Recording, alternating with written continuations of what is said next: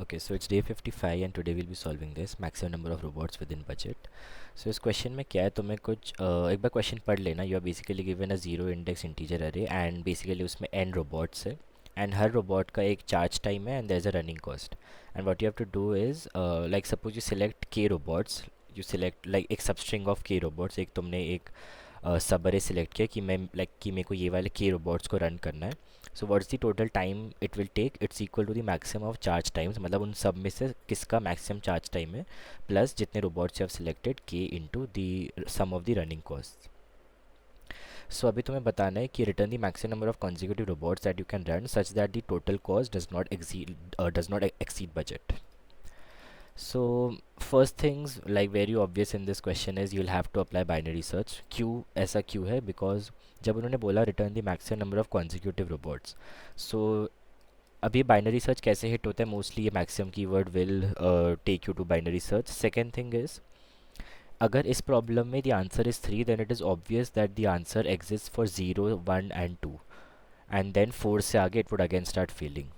So you just have to check कि अगर कोई मैक्सिमम बोला है एंड उसके लिए आंसर एग्जिस्ट करता है, दैट मीन्स वो मैक्सिमम से पहले जो भी नंबर ऑफ रोबोट्स रहेंगे उसके लिए भी आंसर एग्जिस्ट करेगा, right? So that's the first thing जहाँ पे you will apply binary search on this problem.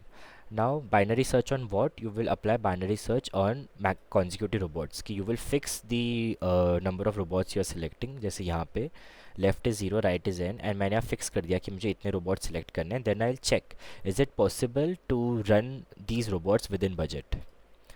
Now अभी तुम्हारा question थोड़ा simple हो गया क्योंकि now you have a window to check on. अभी तुम्हें अगर मैं बोलूँ कि ये वाले विंडो का आंसर कैलकुलेट करो, so what you need is इस विंडो में मैक्सिमम नंबर क्या है एंड देन इस विंडो का सम क्या है. Then you can easily apply this particular formula because now you also have के.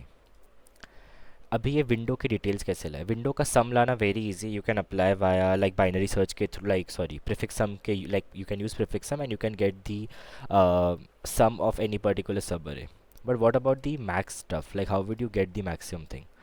So there are two approaches. First is you can use a multiset and you can insert into the multiset and you can also erase from a multiset. ठीक है? And multiset में maximum element, how would you get that? You would get the end element कि हाँ, you would get the end element of that particular multiset and then that's your maximum element. ठीक है? So यहाँ पे भी कुछ login operations हो रहे, but the different thing in this particular code is यहाँ पे तुम्हें ढूंढना पड़ रहा है वो वाला element. Like that is not, और like you don't know the exact location of that element जो तुम्हें रिमूव करना है. That's the only different. नहीं तो ये वाला कोड भी पास हो जाएगा but with higher time complexity, like 988 milliseconds it would take. What's the second approach? Second approach is actually using a priority queue. And how would you use that? Because priority queue में there is no feature to use that erase thing जो हमने set में use किया है. Then how would you solve this? Again, इसमें you would use a priority queue and by default priority queue is actually a max heap. So the queue dot top element would always give you the maximum element. So इतना part तो इसमें भी same है. But वहाँ पे if you see हमने वहाँ पे find करके erase किया था. That the same thing you cannot do over here. So यहाँ पे तुम क्या करोगे? How would you get the maximum element? Now if you see we are always focused on queue dot top. And जब भी हम कुछ इरेज करते हैं ना, वी नो दैट मुझे आई माइनस के या उससे लेस इंडेक्स के एलिमेंट्स डिलीट करने हैं.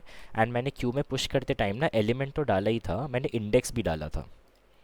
So before doing any sort of operation, और जब मैं अपने सम को माइंड बेसिकली जब मैं अपना विंडो शिफ्ट कर रहा हूँ, मैं अपने क्यू में से क्या करूँगा? I would search for the top element and if it is less than my left bound. And what's my left bound? It is I minus के.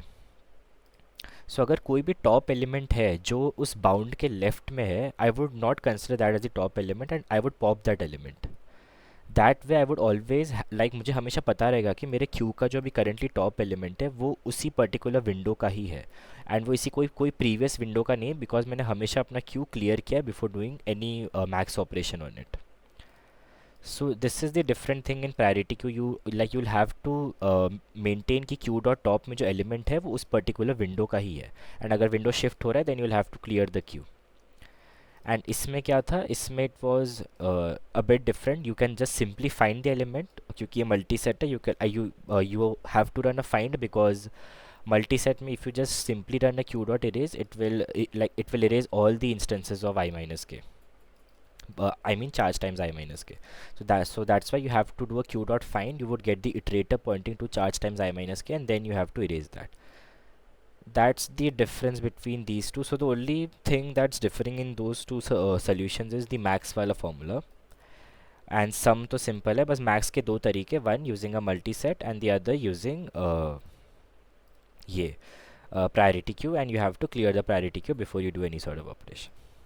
ठीक है, दिस वॉज सिंपल वन. इसमें कुछ डाउट हो तो पूछ लेना रिगार्डिंग टाइम कॉम्प्लेक्सिटी और एनीथिंग. इसमें द ओनली टाइम जहाँ पे हम बचा रहे उसमें कि यहाँ पे हम फाइंड कर रहे थे, वहाँ पे there is no such operation as find, we are popping the element from the top. ठीक है, कुछ और डाउट हो तो पूछ लेना इसमें. Bye bye.